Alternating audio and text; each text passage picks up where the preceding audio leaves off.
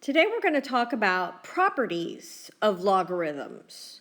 And so for us to be able to easily work with logarithmic expressions and logarithmic equations, we want to have a few properties that are well known, easily accessible to make us manipulating the different sides of the equation easier. In other words, if we're trying to solve for x. So if you recall, we know that a logarithmic function is the inverse of an exponential function and vice versa. So in other words, if you take one of these functions and reflect it across the line y equal x, you're going to get the other function. And we talked about how to represent these functions in either form. So if you were to be given y equal e to the 45th power, we know that that is an exponential equation. So if we want to write it in a logarithmic form, this would be log base e, because we see the base on the right-hand side is e, of y equals 45. So we should be able to easily go back and forth between those two forms. Now we also hopefully know that log base e can be represented in shorthand with ln of y, in this case, equals 45. And if you were to be given an equation in logarithmic form, you should be able to convert it to exponential form. So we know that a logarithm, the result of taking a logarithm, is an exponent. I can rewrite the right-hand side, and I can look at the right-hand side and I can say, all right, I don't see a base written, and we should know that if there is no base represented, it is base 10. It is a common log, so that is base 10 raised to the y power equals 1,000. And we could go one step further and say 10 to what power is 1,000? So in this case, we should know that y equals 3.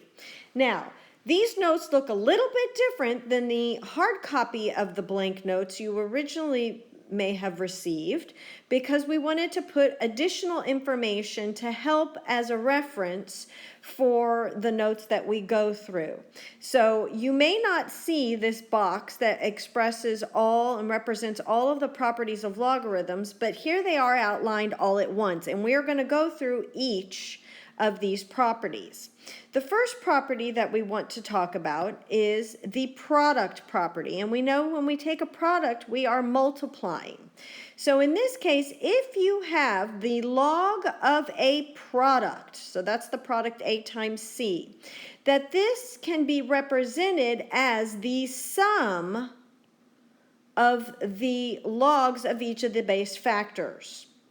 So the product rule again says, if I have the log of a product, I can represent this as the log base b of m plus log base b of n, given these conditions. So the log of a product is the sum, so the log of the product is the sum of logs. So if you remember your rules of exponents, this should be ringing a bell. Now we can write a proof of this if we wanted to. If we wanted to write a proof of this, which you should start feeling comfortable with proofs, and no, these are not the geometric proofs that you're accustomed to seeing. This is an algebraic proof. If I wanted to prove the product rule, well, I can say, all right, well, let m equal b to the x, and n equal b to the y, where x and y are integers. And I can say, all right, then if I wanted to look at the left, look at this first equation, I can say log base b of m equals x. So all I did is take this first equation, exponential equation, and write it in logarithmic form. I can do the same thing with the second one, so therefore the log base b of n equal y. And then if I look at this original left-hand side of this product rule, I can say so that log base b of m times n can be rewritten as log base b. What did we say m was? M was b to the x. And then what is n? N is b to the y. And then I know the product of like bases says I keep the base and I add the exponents. And then again, hopefully you notice that we have the base of the logarithm equals the base of the argument. So this just simplifies to x plus y, the exponent. And what is x? Well, x is log base b of m. What is y? Y is just log base b of n. So we have shown that the log of the product equals the sum of the logs of those base factors. Now, the next rule is the quotient rule. And again, quotient means division, a ratio. So in this case, I'm taking the log of a quotient. And so if we look back to or think back to our properties of exponents, when we had quotient of like bases, we kept the base and subtract the exponents. It only makes sense that the quotient rule, if you're taking the log of a quotient, that this can be represented as the difference of the logs, again, under these constraints. So the log of a quotient is the difference of the logs. And we can do a similar proof. We can say, all right, let m equal b to the x again, and n equal b to the y. So then these exponential equations in logarithmic form would be log base b of m equals x, and log base b of n equal y. Then we look at the left-hand side, which is log base b of the quotient. We rewrite that as log base b of, well, m was b to the x, n was b to the y. So quotient of like bases says I keep the base and I subtract the exponents. Again, noticing that the base of the logarithm equals the base of the argument, so this gives me just x minus y. X is log base b of m. Y was log base b of n. So I have shown that the quotient, the log of a quotient, is equal to the difference of the logs. So how could I maybe do this problem using that rule? Well, now this one's not so difficult to do because I could technically take 32 divided by 8 and I could say, oh, well, that's just log base 2 of 4. And I could rewrite that as log base 2 of 2 squared. And again, recognizing this so that my answer is just 2. But if I wanted to use the quotient rule, I would rewrite this as log base 2 of 32 minus log base 2 of 8. Again, rewriting that argument as 2 to the 5th. Rewriting this argument as 2 cubed. So that's just 5 minus 3, which is again 2. So there's different ways we can use these, and the reason we'd want to know the quotient rule is because what happens if maybe one of these can be simplified but the other can't? In other words, 32 may not be divisible by 8. So we want to be able to have these rules readily available to help us out. Now the next rule is called the power rule. Power, we know what a power is, it's an exponent. So what does the power rule says? Well, the power rule says if I have a logarithm of a base raised to this power we call p, I can actually rewrite this by taking this power p and putting it in front as a coefficient of the logarithmic expression, again for these conditions. And that's nice sometimes because we don't always want to raise this base to the p power and then try to take the logarithm of that. So again, if you have a log of an argument raised to a power, you can move the power in front of the logarithmic expression. There is a proof of that as well. I can let m equal b to the x again.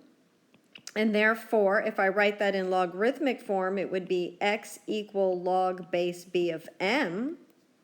And then if I look at the left-hand side of the original statement, I have log base b of m to the p, which is just log base b. What is m? M is b to the x to the p. I know that I can simplify this, recognizing that the base of the logarithm equals the base of the argument. So the answer is just the exponent. If you have a power to a power, that's just a product. And then that means I have, well, what is x? X is just log base b of m times p, which can be written as p times log base b of m. So now I have just shown the power rule. An example in this case would be, I could rewrite this as log base 2 of 2 cubed, because 8 is 2 cubed. Now I could recognize this at one point and say, oh, I know the answer is just the exponent, since those two are the same. But using the power rule, I can bring the 3 out in front and also look at it this way. And I know this goes to 1, so again, I get just 3. So that's the power rule. Now, if we want to expand a single logarithmic expression using our properties of logarithms, we'd have to know our properties to be able to see how to address this. So you may be asked to expand a logarithmic expression, or you may be given a logarithmic expression and asked to condense it. So you're going to need to know your product rule, your quotient rule, your power rule. And so let's go ahead and work these examples, and let's state the rule that we're using in each step. So perhaps in the first step, when we're expanding this logarithmic expression, we may want to rewrite that radical expression with a rational exponent. So in other words, you would have log base 2 of x times y to the 4th over 16 raised to the 1/5 power, because your root index is 5. So I can rewrite that with a rational exponent instead of with an argument with a radical expression. So I just rewrote it.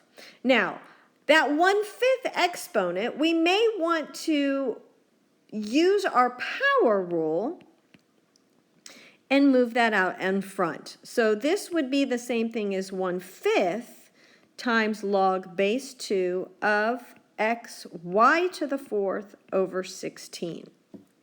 Now, next, I'm looking inside this argument, and I'm like, oh my gosh, I've got multiplication in the numerator, I've got division. So perhaps we want to use the quotient. So that was the power rule.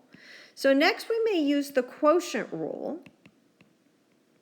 And so I'm going to address this quotient. So I have 1/5 times log base 2 of the numerator minus log base 2 of the denominator. So all I've done is represented that quotient, that argument that's a quotient, as the difference of logs. The log of a quotient is the difference of the logs.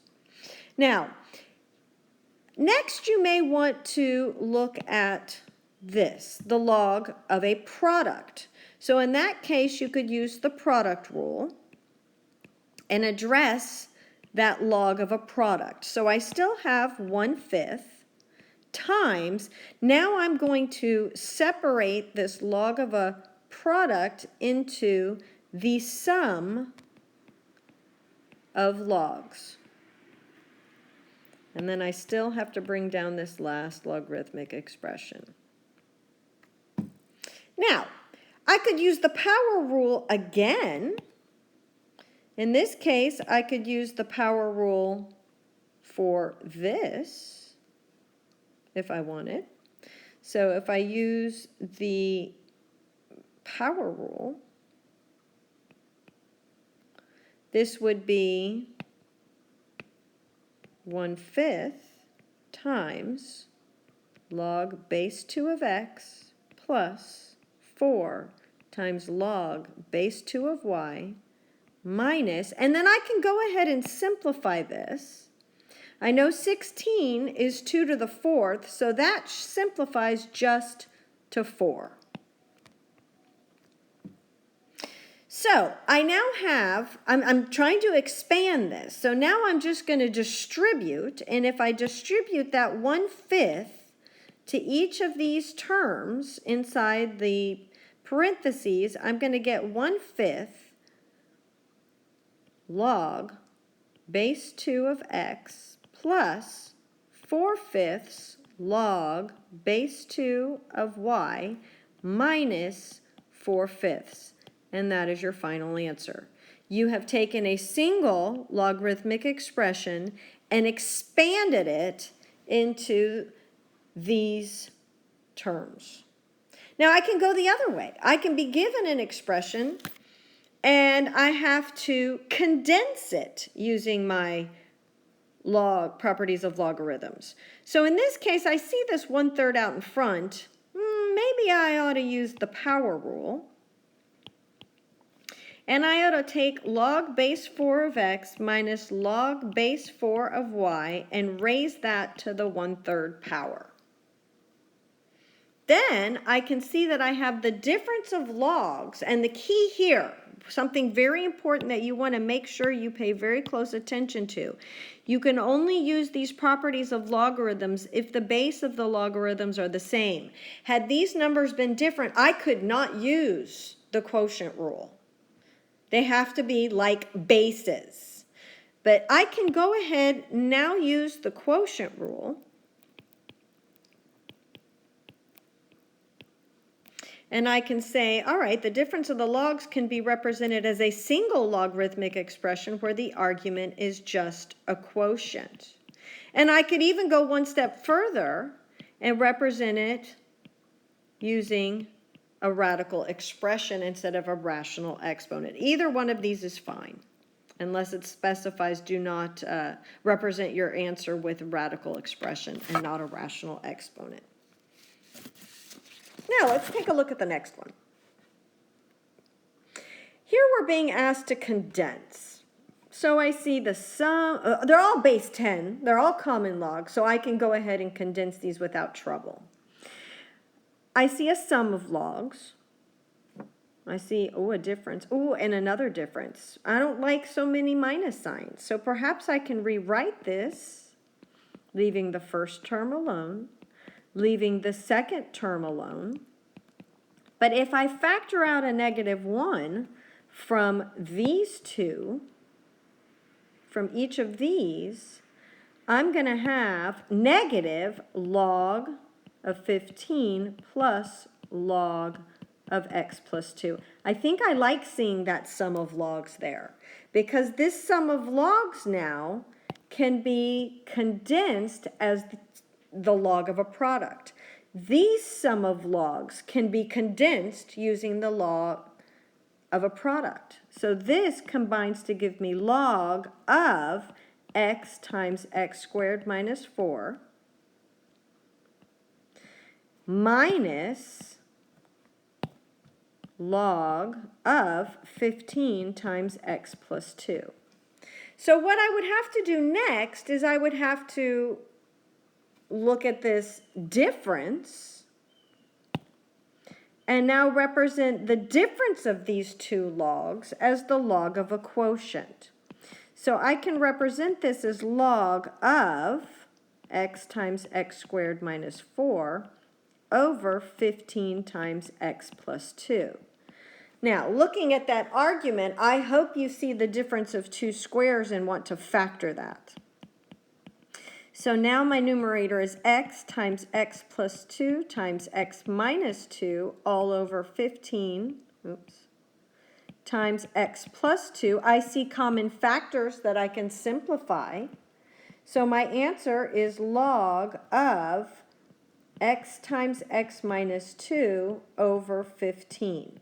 Now, if you want to go ahead and multiply the numerator together, you can. You do not have to. Either one of these is correct. So now there is one more property. The next property is called change of base property. So let's say, why would we want to use this? Let's say we are gathering data and some of the data we have has one base, log base 3, another one has log base 5, and we need to get them all in the same base so that we can utilize all the data at once. Or perhaps you want to be able to put it in your calculator and your calculator only has log, common log, base 10, or natural log, base E. So we want to be able to convert for most practical purposes right now so that we can use the calculator. So again, you may not see this. This is new. We went ahead and consolidated and added this little piece of information here. And what this is telling you, the change of base property just tells you that if you have a logarithm in one base, so here I have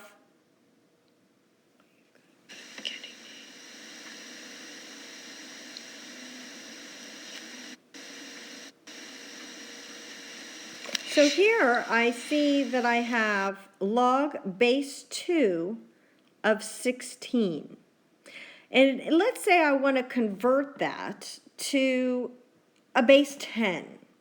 So I can convert this by saying, all right, this log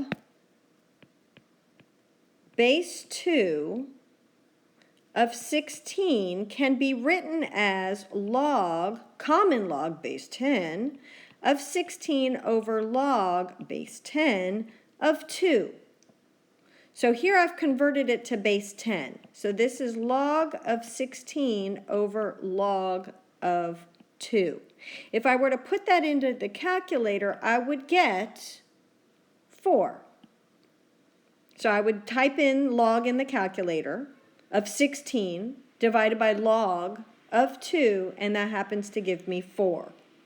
Now, if I wanted to convert the same example to base E, so in other words, I'm looking at log base 2 of 16, but now I want to convert it to base E, so the ln, log base E, of 16 over ln of 2.